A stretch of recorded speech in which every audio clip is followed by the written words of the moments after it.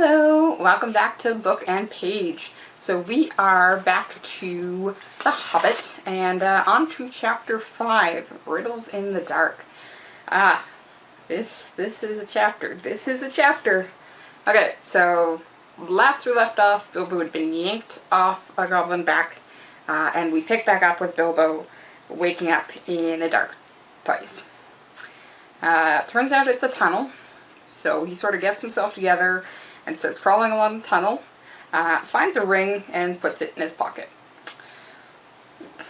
The light of his sword gives him some courage to get up, and instead of crawling, he starts walking now. And then we meet Gollum. So, Gollum's here, and it's decided they're going to have a riddle contest, and the winner gets what they want, which for Bilbo is for Gollum to lead him out, and for Gollum is to eat Bilbo. Though it is noted that he's not super hungry right now because he just ate a goblin imp shortly before, which is likely the one that fell with Bilbo, but we don't know that. Which is why he actually spoke instead of just trying to strangle Bilbo. So, yay for not being hangry. So we have this riddle competition, back and forth, and Bilbo wins the contest with the riddle, "What have I got in my pocket?" which he asks more to himself instead of Gollum. But Gollum does take it as a riddle, and we are told it is a riddle in the ancient sense, and after 3 incorrect guesses, loses the riddle game. Now, he says he's going to lead Bilbo out, but he has to first go get something to help him, which he calls his birthday present.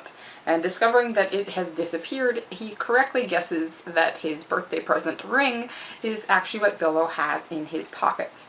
Now, he goes after Bilbo. Bilbo falls and the ring somehow ends up on his finger, so he's invisible. Gollum runs past him with the idea that he'd block the entrance, so Bilbo has to go past him and he would be able to attack him. Bilbo looks at him, decides not to kill him, and instead leaps over him, and eventually gets past all of the goblins to get out the door, losing his buttons in the process. So, bit of an adventure one, along with the fact that we have riddles. This is a bit of a famous and also infamous chapter because of the riddles. But first we gotta get Bilbo to the riddles. And it's sort of interesting that we start off with Bilbo waking up and trying to become accustomed to where he is. And it's a low point for Bilbo. Physically he's literally dropped off and hit his head, landed pretty hard, and woken up alone in the dark. This is not someplace any of us want to be, and especially not Bilbo, because Bilbo thinks of his home and it makes him sad. He's disoriented, he's disheartened, and we're deeply concerned about some despair at this point in time. Because what happens is he starts trying to comfort himself. So he starts trying to think of home, he thinks of different food. When that doesn't work, he actually finds his pipe and his tobacco, and then hits the lowest point where we have a moment of despair when he realizes he does not have matches, so he can't light his pipe and have a smoke. What is going on here? Well, what we're actually seeing is a Baggins trying to comfort himself at this point in time. He's used to the worldly comforts, so this is what he goes to first when he's at his lowest point. He tries to reassure himself that he has bits and pieces, because thinking about home and food doesn't help. He doesn't have those right now, but he could have a smoke until he can't, and there's a deep concern that this might be it. Bilbo could literally decide that he's not going to move. He could sit down and cry at this point. And I think we've all had that moment of feeling like that when literally nothing's working out and then it's the little thing that sets you off. But interestingly enough, there's this moment of despair until Bilbo's Took side takes over. because he pulls out his sword and he realizes there's a faint glow to it. So he's discovered this is an elvish blade. It's a Gondolin blade. And that's when his courage just comes back through him. It's the light of his sword and the fact that he is holding an elvish sword forged in Gondolin. And it's this piece steeped in history and adventure and sacrifice and fights and courage and victory. It's all there in this moment when his small comforts failed him.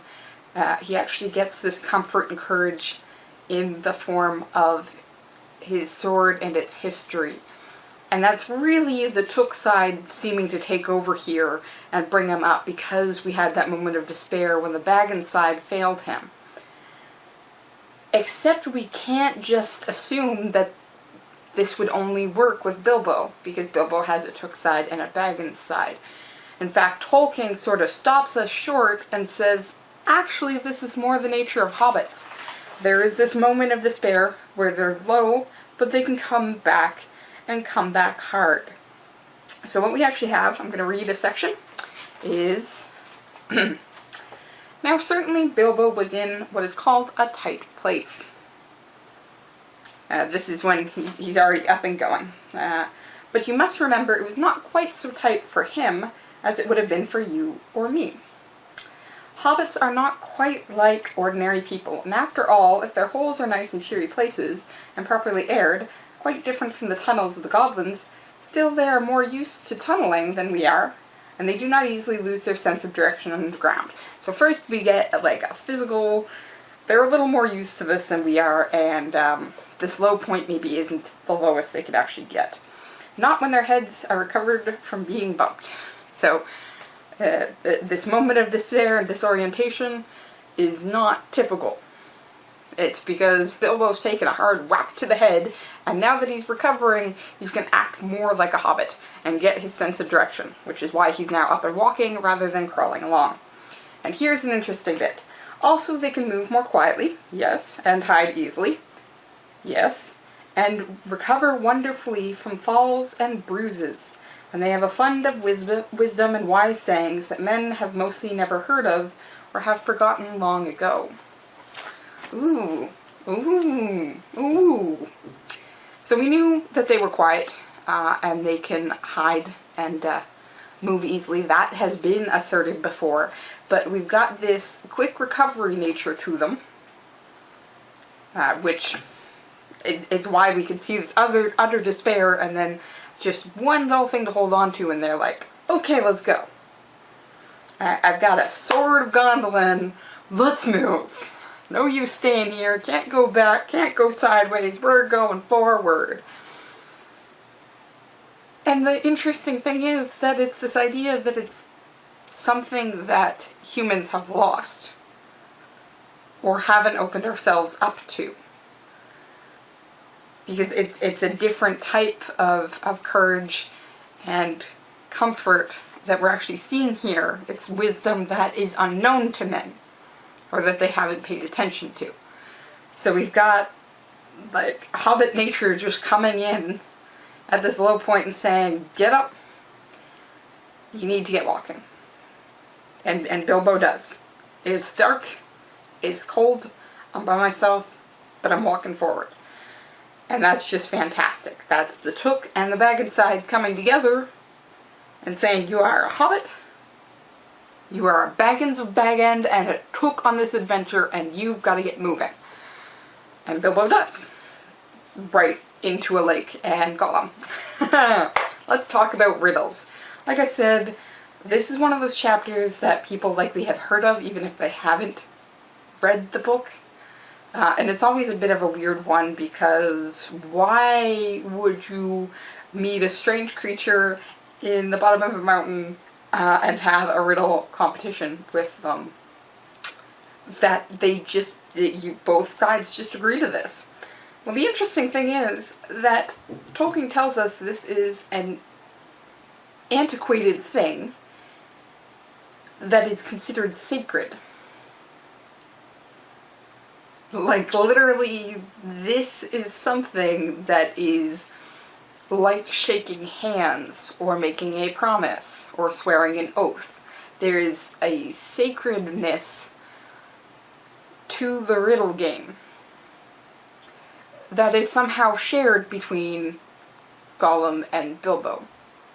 And the likelihood of that is then we're seeing shared roots, of course, for whatever Gollum was, and hobbits. Because they have this related language, and this related way to compete with each other despite being strangers.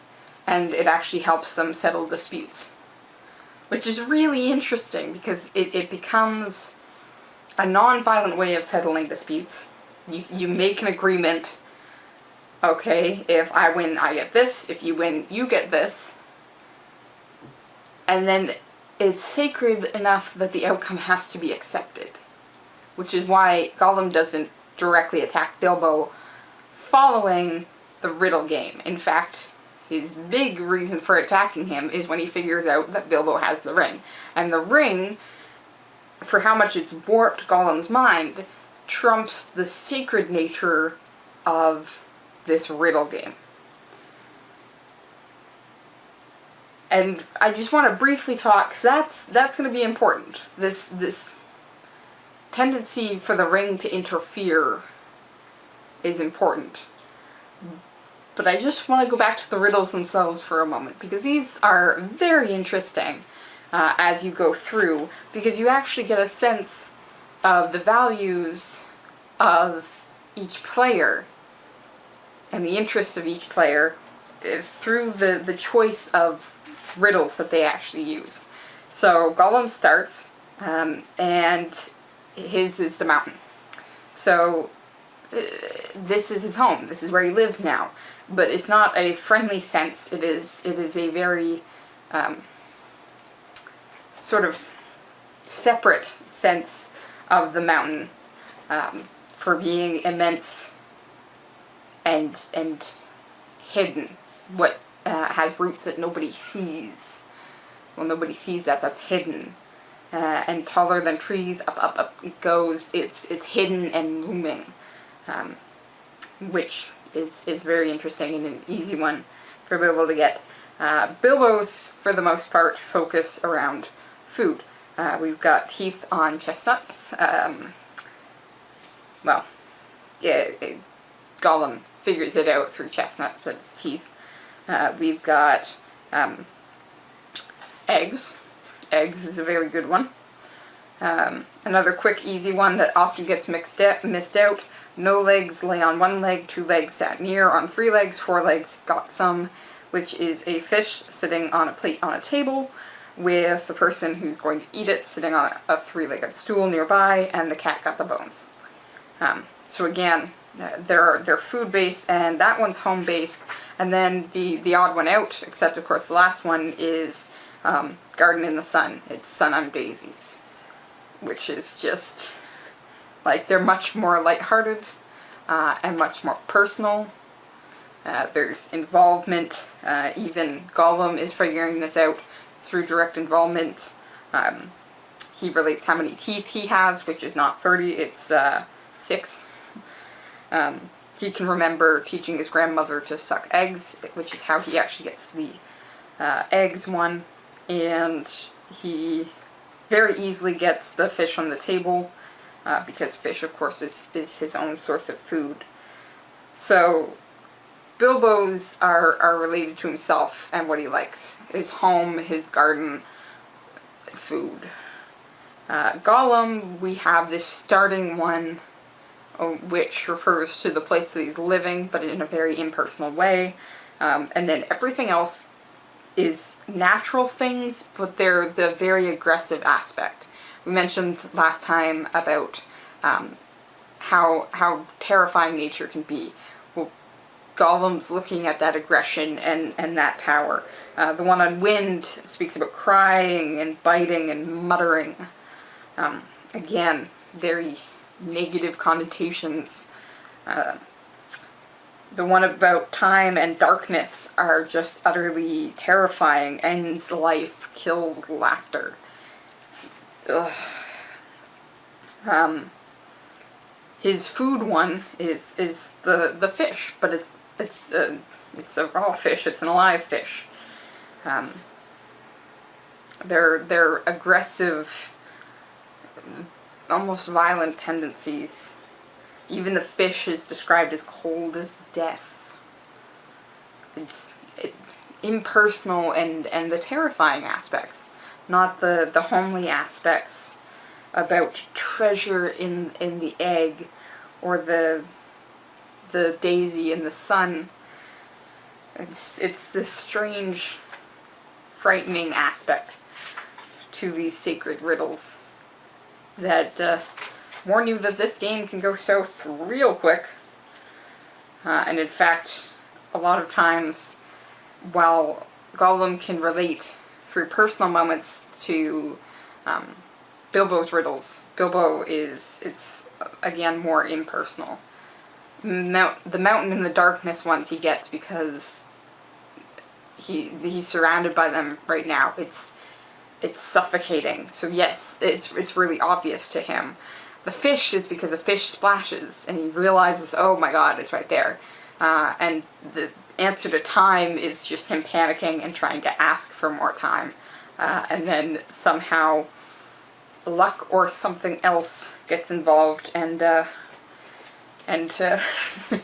I mean, he wins with this odd little question about what's in my pockets. It becomes deeply, deeply personal in that moment. It's something physical, but also a physical connection between the two of them, because what is in his pocket is something that Gollum holds dear. It's why he refers to himself as my precious. He's not speaking to himself, he is speaking to the thing that has consumed him. And that's frightening. So I think this would be a good time to talk about the ring itself, and this consuming nature to it. Bit of an odd introduction to it. When he first finds it, it's completely a throwaway. He found this little ring and he stuck it in his pocket. But it starts sort of growing here, and very quickly we realize it has its own nature to it. In fact, it tends to slip a lot. Gollum claims it slipped away from him, and in fact every time it's mentioned as on or off Bilbo's hand, it either slips onto his finger or slipped off of it. And never seems to quite be Bilbo as an active agent putting it on or taking it off. There always seems to be some sort of action on the ring's part that causes that, especially when he almost runs into the goblins, because somehow the ring wasn't on his finger anymore. There is a very active agent within the ring that has been stirred up here, and it is not just in the movements it makes. But before we get to that, we gotta talk about the other active agent that seems to be involved, which is just something else there. Luck or something else is mentioned a couple of times. And there seems to be something that is fighting against the ring's influence right from the beginning, where we get this push and pull between the ring and something else that's there. In fact, if you've read Lord of the Rings, or even if you've seen the movie, you'll get the note that the ring hadn't intended to be found by Bilbo, but something else interfered. Which is why the divine comes back in. Are we seeing some divine intervention here? Who knows?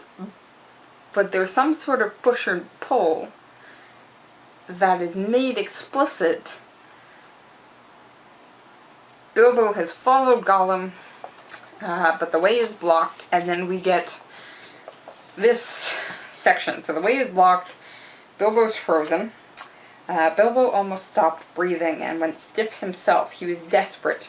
He must get away out of this horrible darkness while he had any strength left. He must fight. He must stab the foul thing, put its eyes out, kill it. It meant to kill him.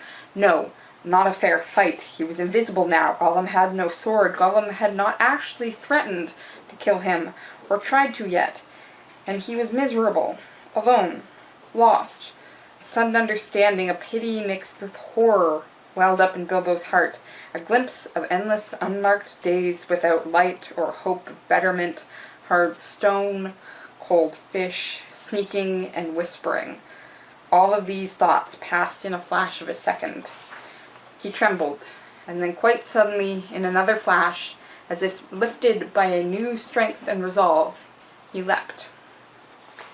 And that is him leaping over Gollum. We have this weird conversation that happens in Bilbo's head in a second. And you can definitely see the ring's influence. Even when he was caught and almost eaten by the trolls, we never have him wanting to be violent. He's never interested in using the sword at his side. Every time he thinks about it, he wants to wear it. There is no question of use involved. And then suddenly we get wanting to stab the foul thing, put its eyes out, kill it.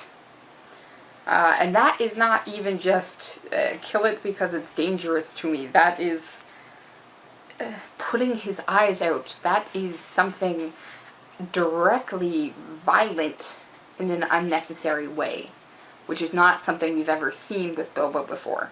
So the ring is already starting to make itself known, not only in its agency of moving, but also its interference with Bilbo's thoughts. But there is a weird click moment before Bilbo really starts to think about this, which is, no, not a fair fight. That is a weird sentence, because that doesn't sound, again, like Bilbo necessarily. It sounds like a third voice involved in this conversation, where we've got the ring saying, stab the foul thing, put its eyes out, kill it, it wants to kill you, and then another voice coming in and saying, no, not a fair fight. And then Bilbo starts to come in. He was invisible now. Gollum didn't have a sword. And he starts to figure this out and realize and actually empathize with Gollum in this moment. He realizes what has made Gollum the way he is, and he realizes that it would hurt him too. Unmarked days without light or hope of betterment. No comfort, it's all hard and cold. Bilbo has this moment, but there seems to be, again, a push from something else here in that, no, it's not a fair fight, which is emphasized again in the second flash, as if lifted by a new strength and resolve. That sounds like something exterior to Bilbo. It's something new coming in. So we've got this weird push and pull between two apparently external forces within Bilbo himself that seem to have their own agency in other ways as well. Because the ring is moving. That's creepy. That is really creepy. And what I absolutely love about this is that moment is actually the turning point of the fate of Middle-earth. And if you haven't read Lord of the Rings, spoiler warning, but this is the moment when Bilbo shows mercy to Gollum, because Gollum actually plays a massively important role to the destruction of the ring when another Hobbit fails. Gollum is who actually saves the day, which is creepy, and only because Bilbo shows him mercy and does not kill him in this moment. That's the turning point. And it happened in an out-of-the-way little dark tunnel in the bottom of the Misty Mountains, out of the spotlight, and not even something that gets focused on in the book it is in. Just this quiet little moment where you were choosing between death and destruction and showing mercy, and that meant everything. So good on you, Bilbo. 3 for you, Bilbo. I'm going to keep reading, and I hope you do too. See you next time.